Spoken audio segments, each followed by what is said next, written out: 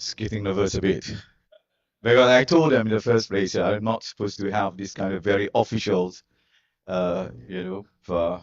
program. I just come to talk because like what I did before when I was Menteri Besar. Unfortunately or fortunately, they still look at me as of their boss. Uh, well, Assalamualaikum warahmatullahi wabarakatuh. Salam sejahtera, yang bahagia. Uh, Mana satu dulu, I think I just our timbalan KSU, to VC, to pengarah, tuan-tuan dan puan-puan. Pertama sekali saya mengambil kesempatan ini untuk mengucapkan terima kasih atas jemputan yang diberikan kepada saya untuk menyampaikan syarahan.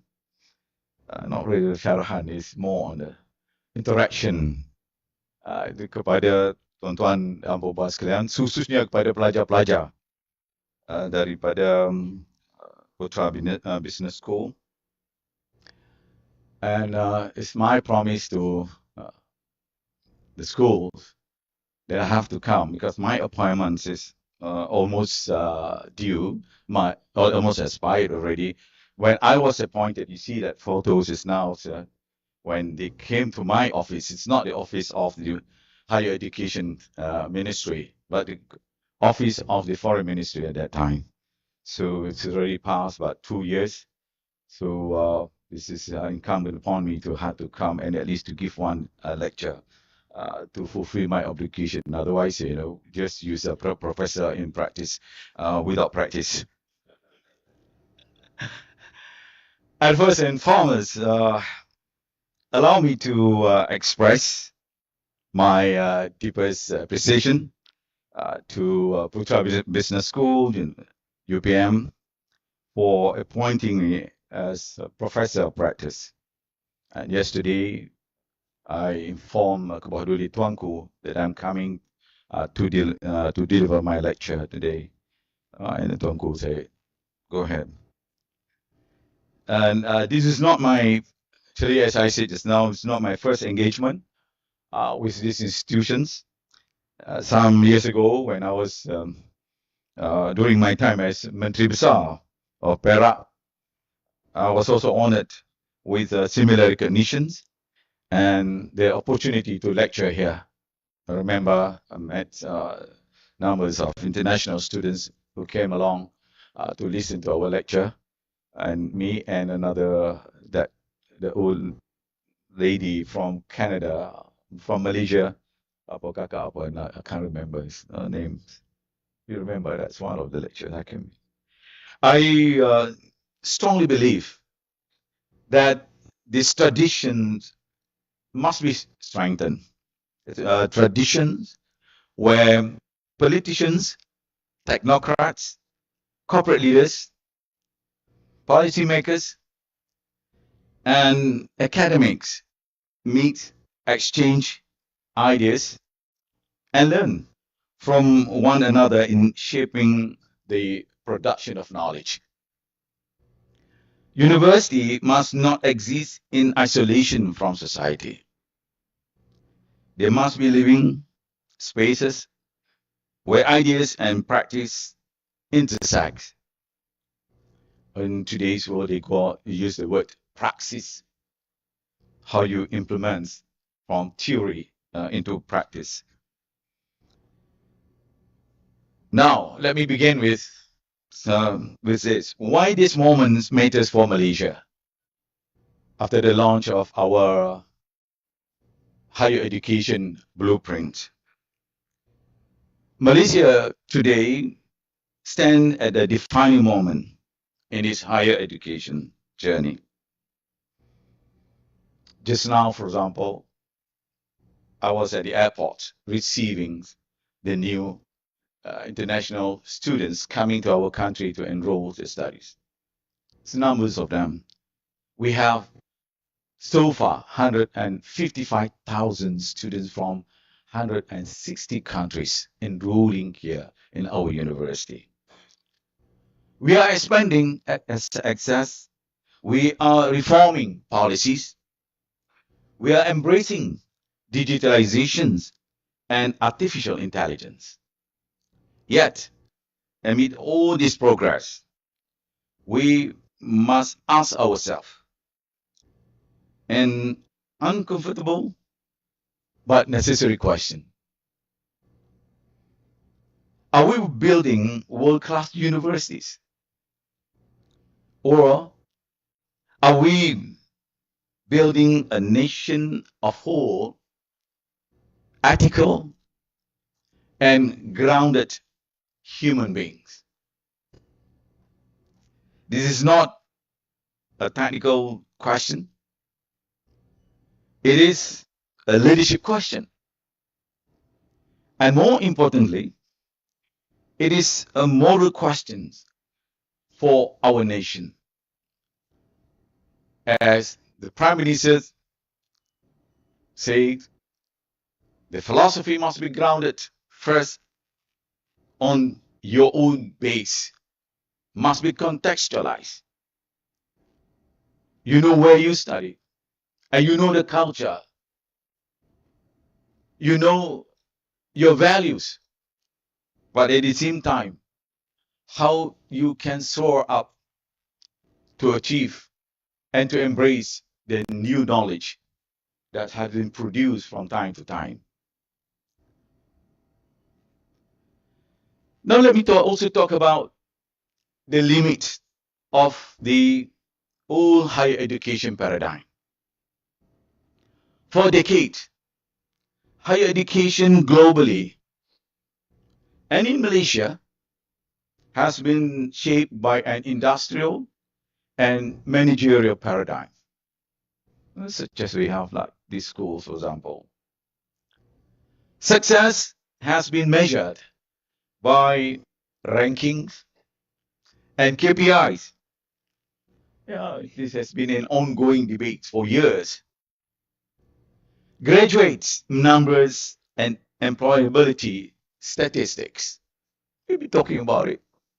Whether this university, really a good university based on the numbers, sometimes based on the numbers of how many PhD you produce every year. And it becomes a subject of debate as well. Research output and citations, compliance with procedures and audits. There's another issue of audit everywhere. And this paradigm once served us well, no doubt. But today, it is no longer sufficient. Because while our universities may look stronger on paper, many signs tell us something deeper is wrong or unsustainable. There is, among others, academics are exhausted and risk averse. Students feel anxious. As Jonathan Haidt, if you look at his book, the latest book, The Anxious Generations, it's quite a popular book today, especially addressing the issues of the mental illness among the youth due to the great rewiring, what he called great rewiring of our childhood, shifting from play-based to phone-based experiences. You always give our children in order to quiet them during our dinner or our conversation. Nah, ambil ni. Duduk set senyap. Alright? And transactional and disconnected. This is also described in a book. If you look at a book by Howard Gardner, Professor Howard Gardner, and Wendy Fishman, The Real World of College. When it was a very well-known professors. Well, he said how transactional students at higher education only see higher education as a means to an end, focusing purely on degree that can lead to employment. course we need it. As a result, according to Professor Howard Gardner, there create a major disconnect where faculties wants transformational experience for its students, such as how to think critically and gaining deep experience, and also how to inculcate values, while students focus more on transactional. Because they want to make sure whether after my grad I can secure my job or not. So how do you balance it? And also the problem of administrators are trapped in fear in making mistakes, because if you do you commit some mistakes, you may be fired, or you will put they will put the orange clothes on you. And also universities struggle to speak with moral authority in society. It's always the conflicts between expressing your views for the betterment of the society. So these are not operational failures. They are failures of leadership's meaning and humanity. So let me also talk about digitalization and AI, because it's the reality of today's world. That AI mirrors held up to leadership. The rise of digital platform and AI did not create this crisis. We have this, of course, during the early stage, probably people tend to question, where is AI bring us next? But today, the reality in front of us, we have to accept it is a part. It is already embedded in our system. In Malaysia, like as well, we are introducing learning analytic. We are also doing this automating assessments and administration, using dashboards to track performance, and exploring AI for teaching, research, and governance. And these tools are indeed powerful, very powerful. We have also some of the professors and also the vice chancellors of the universities around here. And you know how your universities have moved forwards by embracing and embedding the AI system in your universities. Now, these tools are powerful, but tools do not carry values, but leaders do. You cannot simply rely on all the tools we have in the absence of true not leaders. When leadership is driven by fears, technology becomes surveillance. So when leadership is driven by ego, technology normally decentralizes power. Because people tend to make use of this. That's why now, in today's world, people start talking about the return of authoritarian leadership. Some people make use because they know that they can make use of the democracy systems, but at the same time, the leaders who make use of this, they can also expand or use the power that is available in their hand in order to prolong their grips on power. So when leadership is grounded in humanity, technology becomes a liberating force. So AI readiness is not the real challenge, but also leadership maturity is. Let me also talk about the Malaysian context. Nation building, not just talent productions. higher education in Malaysia was never meant to be value neutral. This is reality in this country. From its earliest day, it carried a nation-building mission.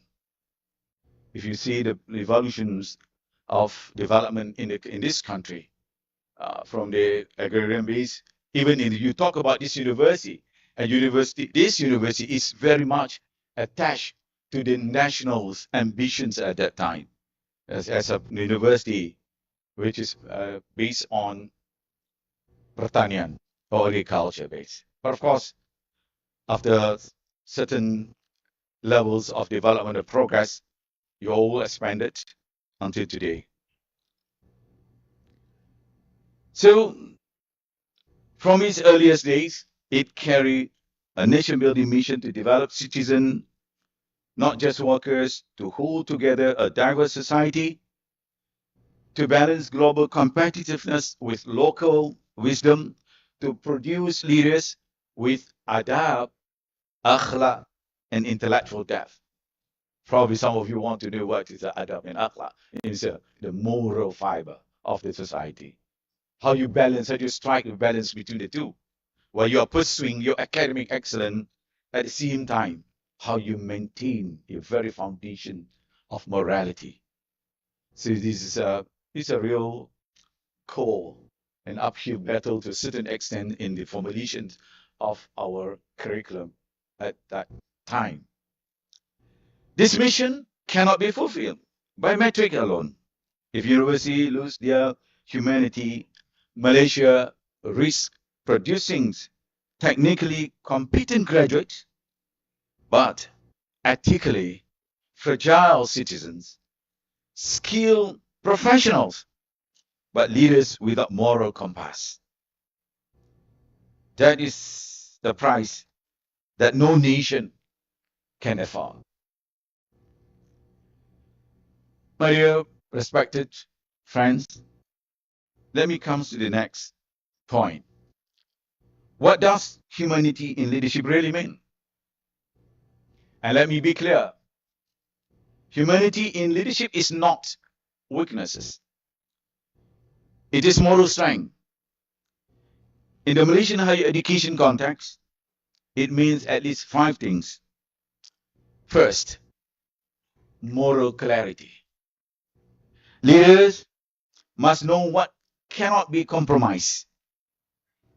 Academic freedom, integrity, fairness, even under political and financial or reputational pressure. First one, I said, is now about academic freedom. Well, even yesterday after my winding speech in Parliament, and one of the writers came up and said, of course, I emphasize on one aspect of ALCO, but not another aspect of it, that is on the academic freedom as well. But of course, we are moving towards that as well, to see the loopholes, the area where we need to strengthen as well. Second, empathy with responsibility. Understanding the realities of students and staff without surrendering our standards or disciplines. Third, intellectual humility. Living in a university, this is called the city of ideas. Some scholars call it is living in the city of ideas, because everybody got ideas. And I was, our director of World Bank recently delivering his lecture for the TEDx. I remember one of the terms he used that Malaysia is known for the GDP, not the high GDP in terms of income, but GDP in opinions and ideas, opinion in particular. Well, I may disagree with his point. But the reality is that it's good also to allow people to have their views and opinion, as long as those opinions are beneficial for the advancement of the countries. So why not? Intellectual humility is one of the area, especially living as I said just now, in the like what they call the cities of ideas. That is accepting that leadership does not mean knowing everything. Are we prepared to listen? For example, myself, as a minister, yeah, people keep on questioning whether the minister will be able to ready to listen to the views or to the dissenting views, for example. Yeah, it's very difficult for people, especially the bosses, to accept or to listen. They said, even the word they said, you are an idiot, for example, if you don't have anything. Are you willing to accept that point? And of course, we are living in an adab, as I said just now, in an adab world. In other words, are we willing to listen to the views of others, the dissenting views? Sometimes people give you a very good, suggestion for the betterment of our institutions. Yeah, especially in our fast-changing digital world. So that's remind me of the work, a great work some time ago, one of the great philosophers, I think in the early 20th century, Jose Ortega Gasset, Mike D. Gasset, his name, is a great professor. And this is always often quoted by the Prime Minister himself to remind us about the attitude of our uh, intellectuals. Of course, he addressed the issues of his time in his book, The Revolt of the Masses. And one of the chapters is talk about barbarism of specialization. The higher you go in your area, you specialize in your area, we tend to disregard other opinions. Yeah. And we think that we are the most righteous one, the best, because we are going into this area. Yeah, very, very competent and specialized. This is what he called, uh, the term he used, the learned ignoramus, the ignorance. They are learned, but they are ignorant.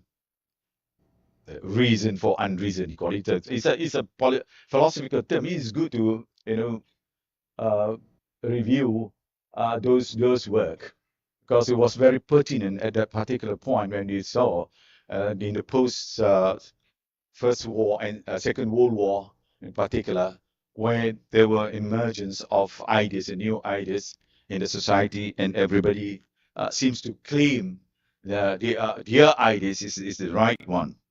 So, as I said just now, this is the problem we are facing. The fourth one, courage to disappoint. Whether the courage to say no to popular or harmful demands, including short-term populism.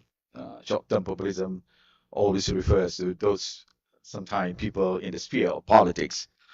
They come here, they want to be, uh, praised, or they feel that they always feel that this belongs to them. The sense of ownership. They feel these ideas or these transformations actually was carried out by him, not by his members, by others. So we tend to have this problem, which we need to look into together. The fifth one, long-term stewardship. That is thinking beyond reporting cycles and rankings. Yeah, this is a problem, one of the major problems that we are facing today. I keep on asking this: is there any way for us uh, to do away with this so much of citation you need to write, for example, and then reporting to the bosses? Is there any other ways in the context of universities?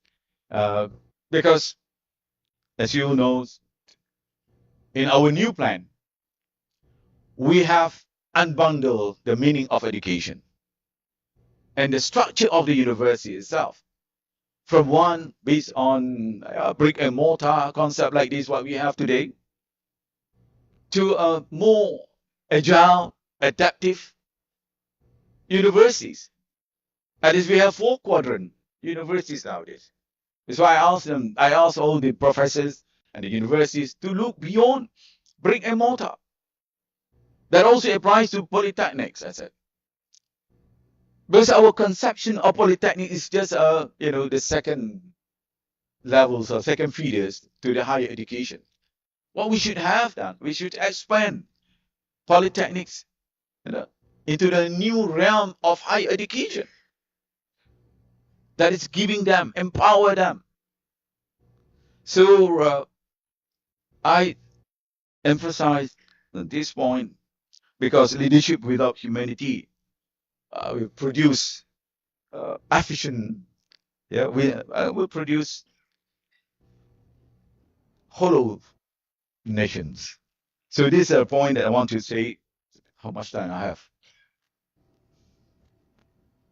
Because I'm listening. I'm also looking at the responses because we are trained. You know, when you are speakers, you look at the people. Jangan shock sendiri. But I know today I'm talking to the intellectuals, yeah, all the thinkers of the nation. That's why I bring it's a bit heavy subject for us to bring us together to think about the state of our higher education, particularly in Malaysia and the world around us. Now, let me also talk about reclaiming the moral roles of Malaysian university. University were never meant to be credentials factories. Give every year. Or training centers for the market alone. Or ranking machines chasing international validation.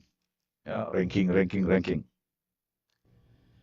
Oh, I know some agree, some disagree with me. Okay, that's what it means to be living in this institution. So they were meant to be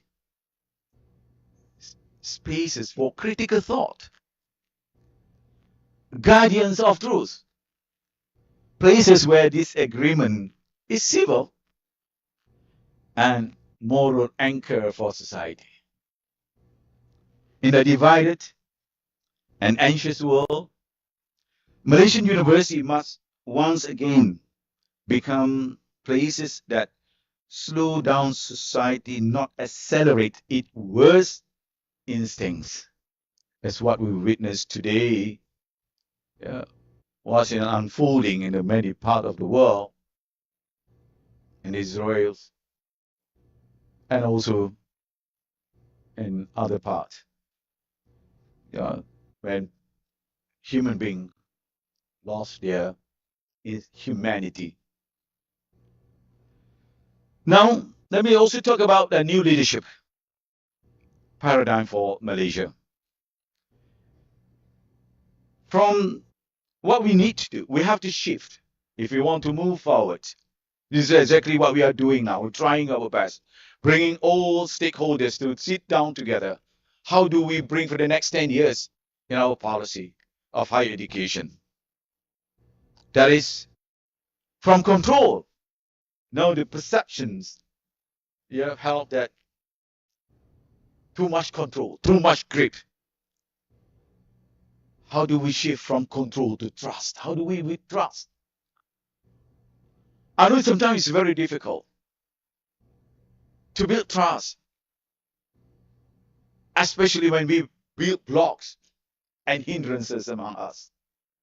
The relations between politicians, for example, the political institutions, I mean the governments and other institutions. And you look at me and I look at you in a different way, right? Especially when you look at a politician like me. Yeah. People feel that sometimes politicians, their quality wise, it's not. And please, no more that kind of perceptions.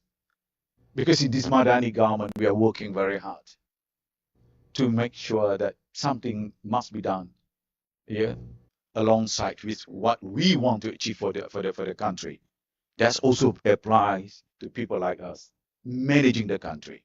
You cannot be built on your political, you know, realm for the purpose of achieving your party's interests. But at a larger extent, you must also look at what you can do, something for the nation. This is exactly what we are trying to do. Number two is about how we can move leadership must move from excessive central control to trusted autonomy with strong accountability. That's why now people start talking about autonomy. To what extent the university should be given the autonomy? I mean, it's the fact that we are also facing the problem of the structure of the university, which is pretty much Badan Berkanun. It's a RPTA public university receiving almost full financial assistance from the government. So this is the thing that I've been asking our members, our academics, our faculties to think aloud together. And from metric to meanings, that is, measures what matters, but never allow measurement to replace judgment. From talent pipelines to human formation. That is, the true output of higher education is not just employability, but character as well. I understand some of you coming from different part of the world. You're coming here, of course, you want to get a better education. When you come back to your country, for example, you will secure a better placement of jobs in your country. Yeah, that's no doubt at all. But at the same time, how upon your return to your country, you can also bring certain values in you. It is not an imposed values, but in your stay here in this country, at least you can see how the different set of thinking, for example, all the different religions, ethnic group can coexist peacefully. Something that you can bring back to your country to live. Also, I believe these models, these realities also exist in your country. With the exception of only some country, they only have one particular race. But in most of the countries, we have all the varieties of people, different type of people, different religions, and also different cultures. So, in conclusions, once again, I thank you very much for giving me this opportunity. And let us work together to start this paradigm shift in our education as enshrined in our new plan for the next 10 years. Terima kasih. Ada soalan? Thank you very much, Yang Berhormat, for that insightful and thought-provoking address. We would like to move to our question and answer segment, please. Okay, so for those of you who would like to ask questions, kindly raise your hand and allow us to bring the microphone to you. And once you have that, please mention your name and where It's you're not only from. question, please. Yeah, I want to also hear your view. Yeah. Sure. Yes. I know if you pose so much question to me, I find very difficult to answer. I can see many of you, professors, great mind of all that. Please tell me what else do we need to do? Maybe we see from this angle, you all have some additional point, quite constructive view. Please feel free. Silakan. Yes, thank you. Encik Rizwan, behind you, please. Bismillahirrahmanirrahim. Thank you, Dr. Sri, for the sharing. I'm Rosmi from MTDC, Mission Technology Development Corporations. Basically, I'm here to see my future supervisor for PhD. Oh, But okay. Alhamdulillah, and I'm here hearing your thought, and I'm just have one question. Maybe based on my experience, being in corporate world for more than 15 years, and I jump into entrepreneurship for more than 12 years. I come back to what we call uh, the corporate world and become a leader.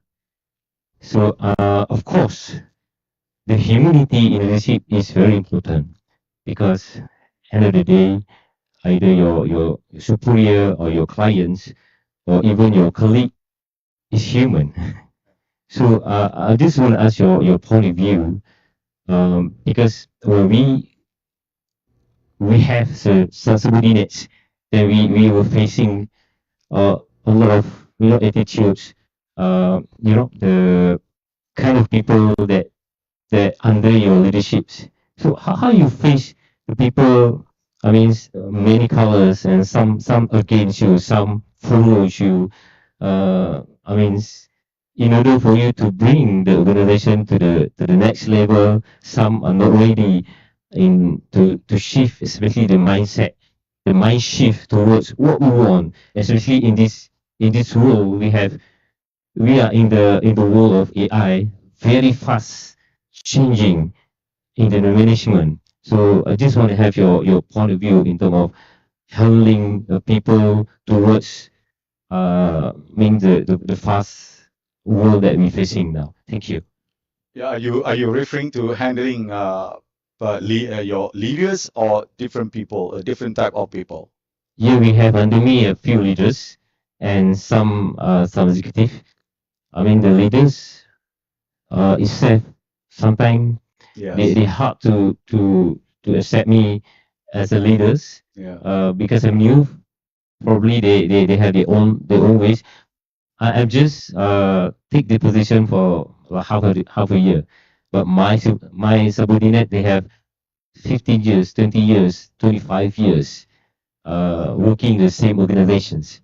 So in order for me to bring into the new directions, I think I'm facing a lot of challenges, too many challenges. Right. But of course, you want the changes. Yes. In the same time, you have to apply the humility. Yeah. That is my questions. Thank you. Thank you. So can I get one or two more questions before, and then I Can we have otherwise one or two more questions?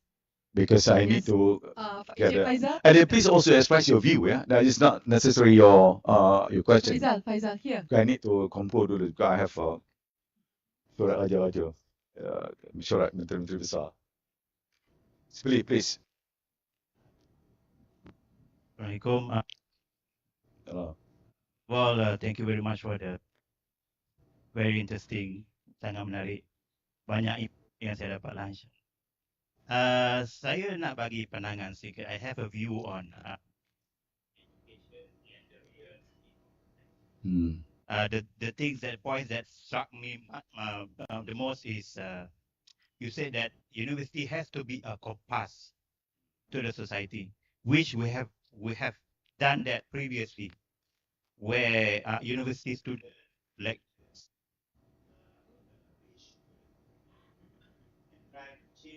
Mm. our how we live, but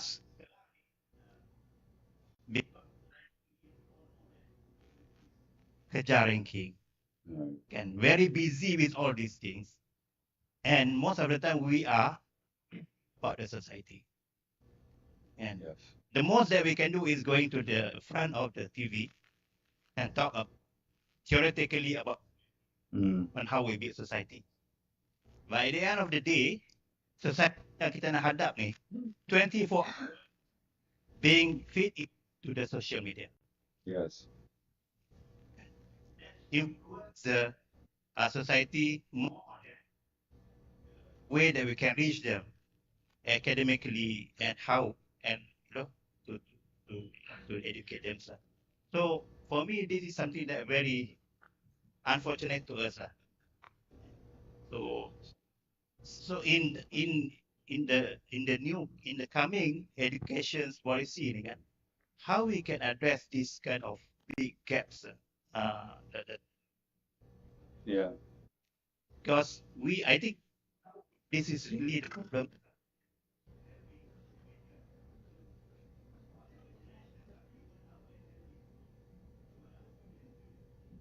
Undergraduate or graduate affected by this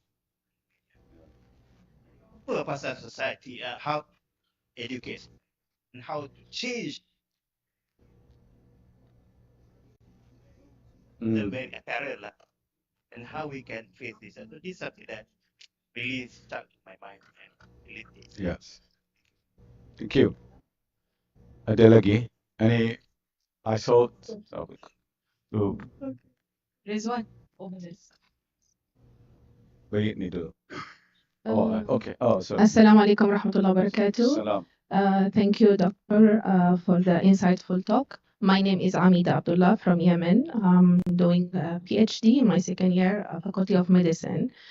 I don't have a question, it's just a wonder about how this kind of paradigm shift in higher education can be translated directly into our student life day to day as a leadership practices in our universities. Thank you. Okay.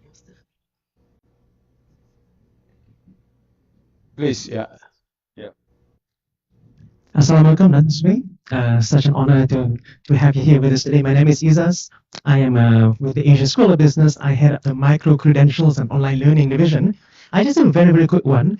You spoke about AI in your speeches now, you touched about it, and how we can merge humanity with its leadership.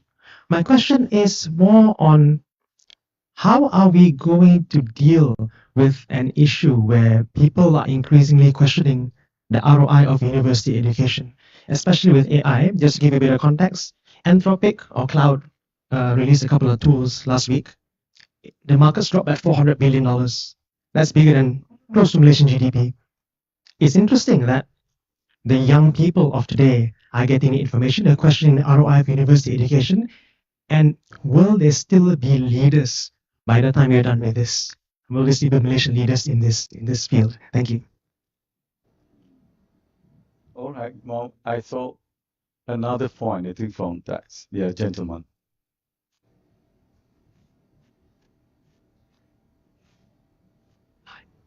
Do. Yeah. Hi, Dadu. I'm the student of Prof. Asmani. Your vision of humanity in leadership is very inspiring.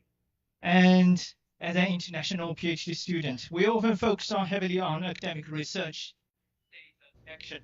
So my question is, how do you see international student playing a role in this version? In this version, and how can we act ambassadors of humanity to bridge the culture gap between Malaysia and the rest of the world? Yeah, thank you. To answer your question quickly, this is the place for you to understand each other. There's no other places more ideals than university. That's why William Kirby and then another, I think you should read several books on the city, university as a city of ideas, where how you shape your worldview. This is the place because you have all your friends around, from different part of the continents, and also different cultural differences where cultures not to collide but to coexist. Yeah, I believe if you stay longer in Malaysia, and please do continue you are doing your master's or PhD now, or your PhD, so you got to go back after that, right? Or probably maybe you can stay in your maybe you will have your own expertise in certain area, but more to study actually to learn from this country's experience. I'm not saying that it's very unique, but if you want to really look to study across civilization, for example, this is a place where all major civilization of the world coexist. in here, Chinese civilizations, Indian civilization, Islamic civilizations, and of course a Malay civilization as well. So all the major civilizations, yeah, they coexist, and they never collide. But this is very interesting. That also form your worldview. That's how the Malaysian also see others, for example. That's why I think we should set a very good examples to others also to emulate us. For example, you can see many people whenever we come, we see our friends from different part of the world. They come here, they see they are actually they are enthralled to see our culture, how we can live, side by side without causing any. Of course, I'm not saying everything is perfect. No, if you see that everything is perfect in the world, or even if you think something is perfect with you or with your culture, something not right with you in the first place. All right. I hope I answer you. I think the first question, coming back to the first question posed by Cik Rosli tadi. With your experience, more than berapa tahun? How many years in your 25 years? 25 years, yeah. I believe you must have come across with types of or different traits of leaders, right?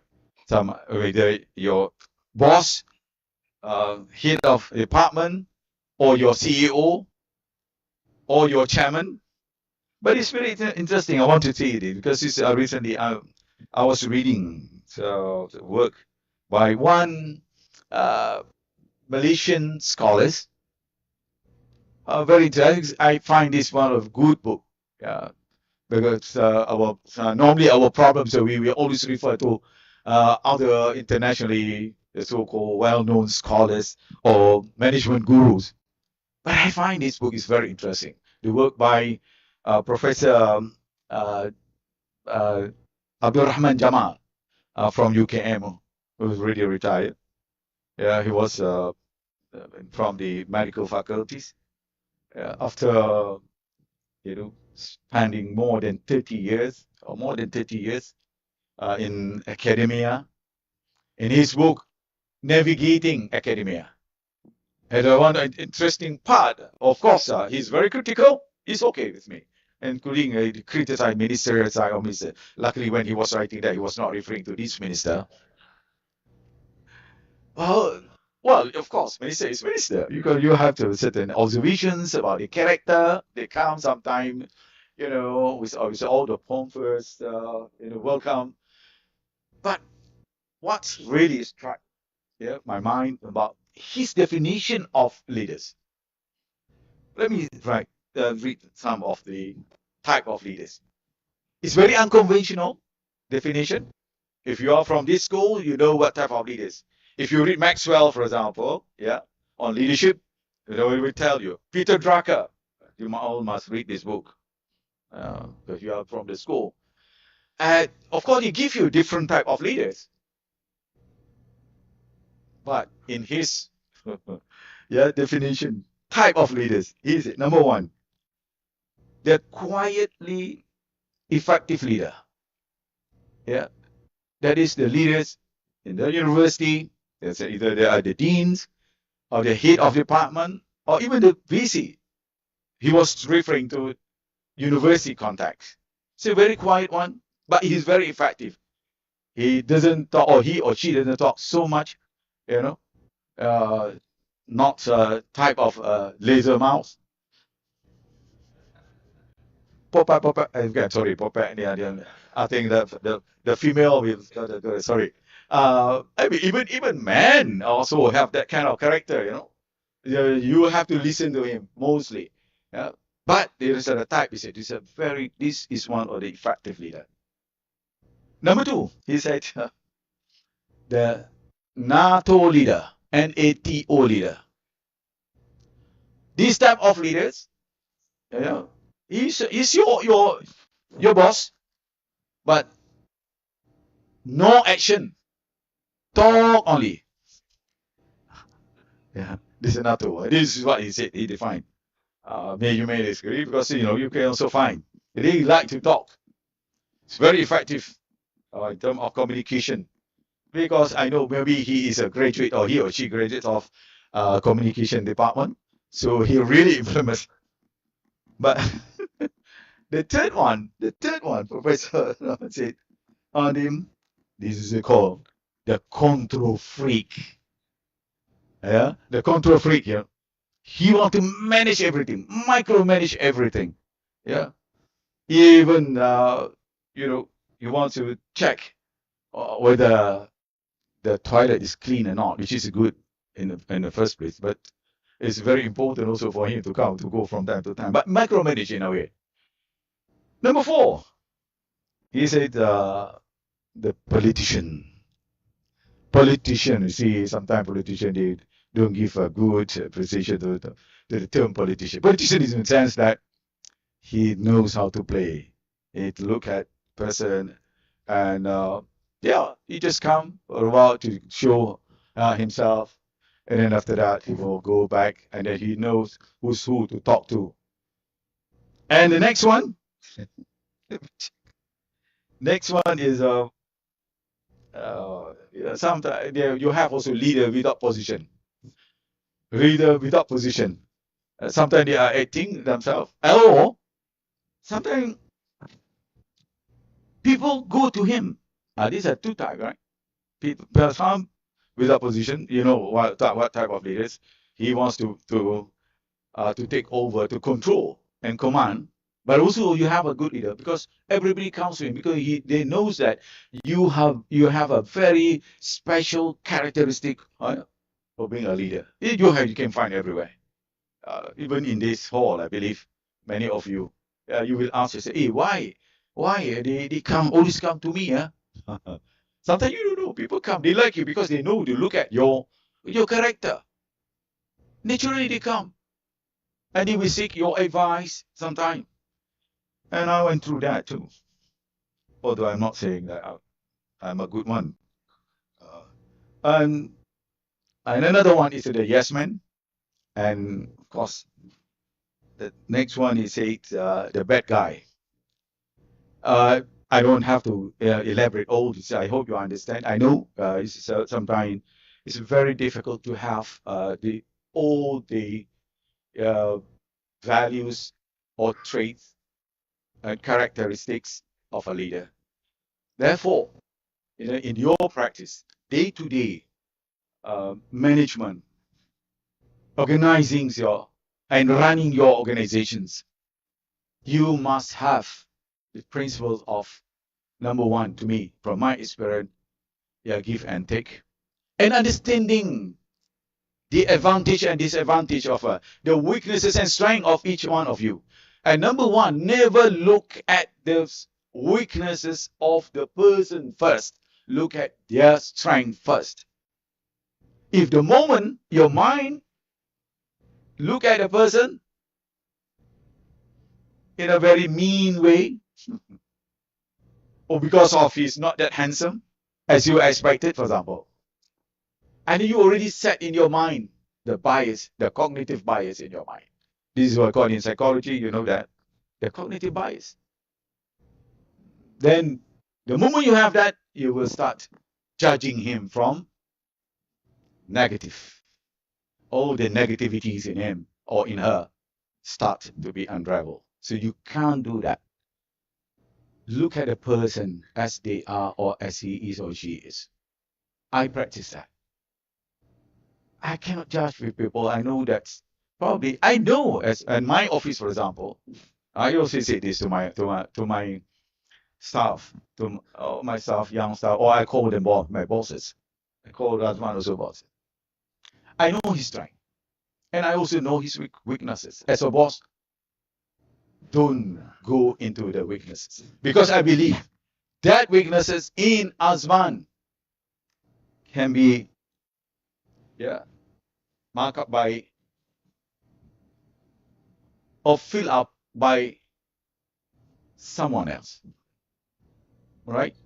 If you have this spirit, then you don't have the problem at all. Because number two, come to my second point, is the team spirit is very, very important for you to work that in that situation, in that environment. Otherwise, if you don't have that team spirit among you, in you in particular, as a boss, you cannot always say, this is my achievement. You go to the Prime Minister and tell him, you see, our FOI, Festival of Ideas, he came with us and said, wow, such a great event. Zamri, congratulations. But I always tell him, it's not about Zamri, it's about my team and the KPT. And all the universities. They come together in concert to make sure these FOI will be one of the most memorable one. This is a part of the point that I mentioned. Number three, you need to have also the not only sympathy, you must also empathy or empathetic character in you as a leader. You want to be a leader, you must have that. You cannot simply have that sympathy to your followers. Yes, you need to have that, but you must go deeper and deeper on an understanding of their suffering, their problem, for example. Communication is another one. You must communicate. From there, you know what type of boss or bosses you have, or what type of followers, subordinate you have. Like a leader, you cannot just simply sit in your office. I don't do that. I'm not saying I'm the best, but I learn from my experience. As much as I'm still young, but I learn from my experience. So I hope I answer you, brother. Yeah, thank you. The second point from on the university, that is a very interesting point you raised, Professor. Nama apa tadi lupa? Hadi, Dr. Hadi. Okay. Okay. PhD student. Yeah, inshallah, you'll be a doctor. Yeah, it's a very interesting question. Both on university, yeah, it's a compass for the society. It's a moral compass that shapes the society. But the reality, in front of us today it is not actually a reflection of what university should be. It's more, now people talk about rankings. As someone mentioned to me recently, I hope this new minister will not talk so much about TVET. I told him this is a different type of TVET. It's a higher TVET though. But you're right. This is where the plan pendidikan tinggi negara 2026-2035, the current plan of higher educations, because we have 10 pillars. That pillars must be strong enough to face not only the current educational spectrums, but also the societal mission that we have to fulfill. That's why I've been asking. Farhan is here, for example. Well, he's looking at his card though. He came back yesterday. I said, Farhan, you don't have to come because you just came back from UK last night. And thank you, Farhan, for coming. This is not about how much you need to do for the academic excellence. In that 10 pillars, one of the major pillars is about going back to the society. Knowledge transferability. How you translate that knowledge. You've been talking about theoretical foundation in your class. You're a very knowledgeable person. What is the purpose if you don't do something for the society? That reminds me another work. As you say, all the classic work by Dr. Julian Bender some time ago. The treasons of the intellectuals.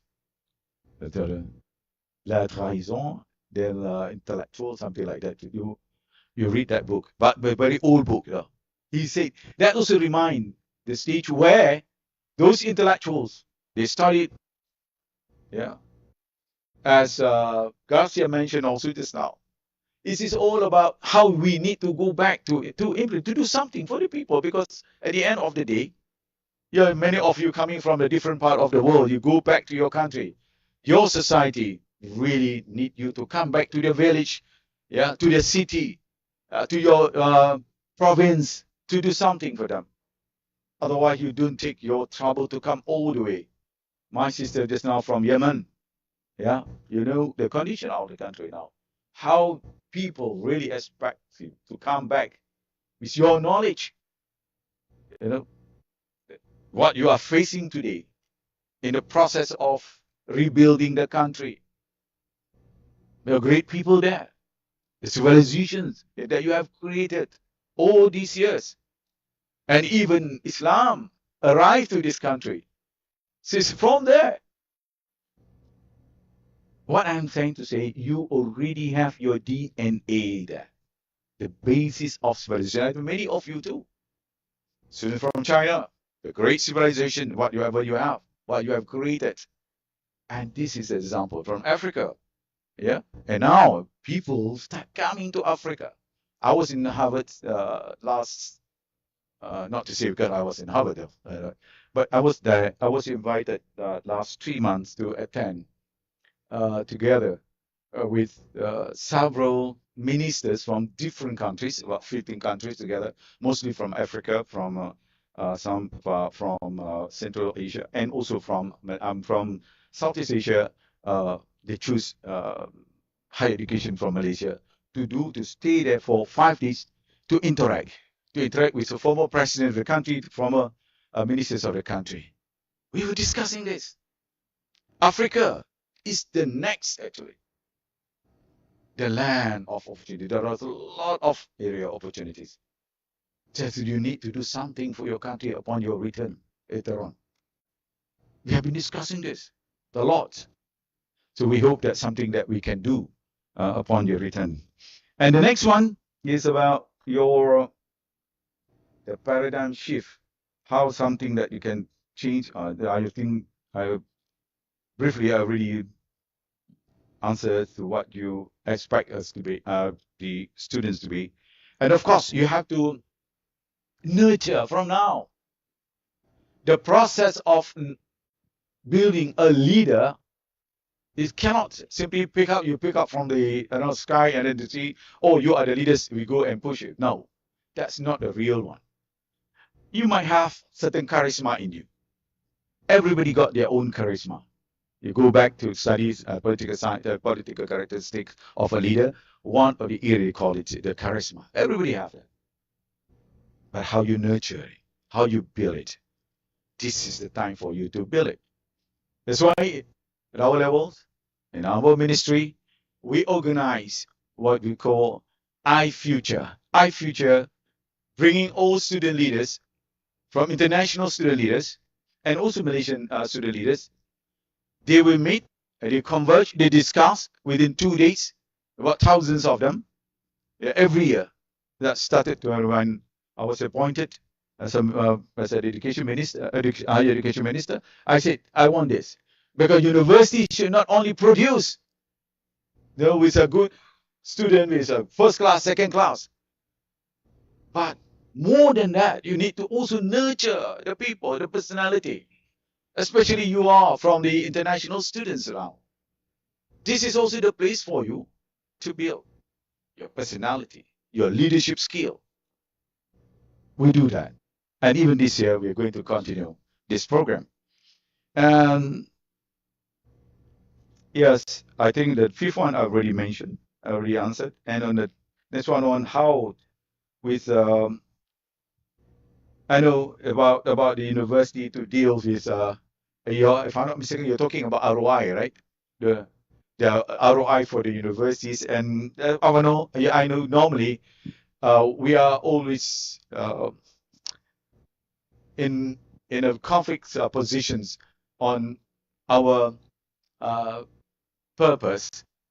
First, whether you want to go into economy purposes or you want to also make sure that alongside, you can also build a leadership in you. But during this time around, we need all that combination. I think you can build up, especially using AIs. You must not see AIs as as a stumbling.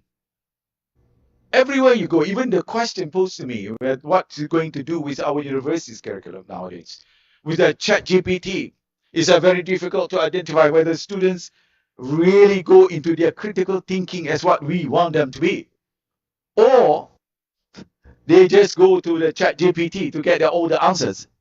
And sometimes ChatGPT also got tired, and then they began to hallucinate. And they give, and the smart professors will go back and they know whether this is the right answer or not, which I notice many cases happen in the university. They come back, they say, I know this is not the right answer. How do you answer that? So that's really the challenge. But how you create the real values, the values in anything that you do, the invention, the creativity, very, very important in the age of AI, especially the age of education that really requires your mental aptitude to move forward, to grasp the real knowledge around you, because the knowledge so diverse now and so complex, but only the smartest one will identify. And finally, my point, you go into focus. You cannot fight with the world of AI, Gen AI. You get answers, everything what you want. Even you read Yuval Harari books, he say that the next challenge to all of us is language will be taken over. The language, the capabilities is not thought by the professors anymore. You just go, the ChatGPT will take over, the Gen AI will take over your role. But therefore now you really need to go which area that you really come out with any activities, and including in your SMEs activities, because the fintech activities in the university, it all depends on your area, what area that you want to go into and in your business world. So with that, I think thank you very much. I hope apologies for any shortcoming throughout my conversation with all of you. I don't mean to hurt or to do otherwise to all of you, because I just want to meet you, happy to see you from time to time, to listen to your views, your ideas on what we need to do next for the country and for the world. Thank you very much. Assalamu alaikum warahmatullahi wabarakatuh.